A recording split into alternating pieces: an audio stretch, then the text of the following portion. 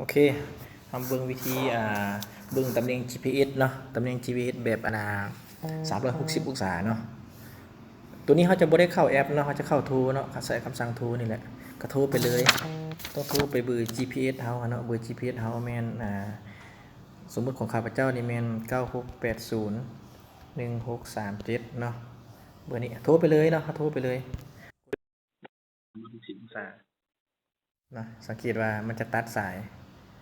เวลามันตัดสายแล้วเขาจะรอทานนิดนึงจะมีข้อความมาเนาะรอทานนิดนึงตัวนี้โบเมนเนาะตัวนี้วัดแอปมูส่งมาโอเคมาแล้วข้อความมาแล้วนะเห็นบ่จะมีข้อความมาเนาะ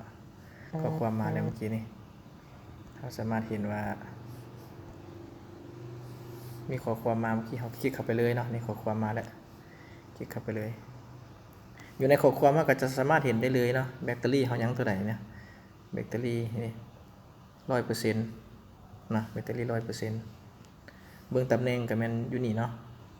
เบื้องตำแหน่งเขาก็คลิกเข้าตัวนี้ได้เลยเนาะคลิกเข้าบนพื้นที่ตัวนี้ได้เลยคลิกเข้าไปเลยเนาะมันก็จะออกมานี่จะสังเกตว่าตัวนี้แมนตำแหน่ง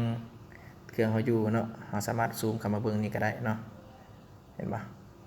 และอยู่ด้านลุ่มนี้จะเห็นว่าจะมีบล็อกน้อยๆอยู่นี่ตัวนี้มันเอาไว้เบิ่งแบบ360 องศาเนาะ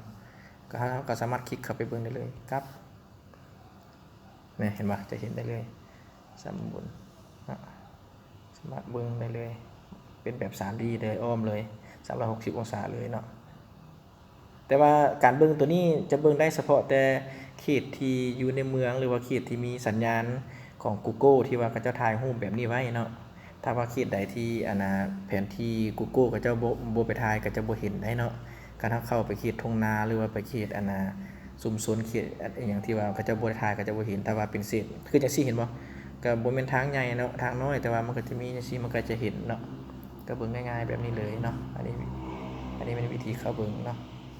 โอเคขอบใจ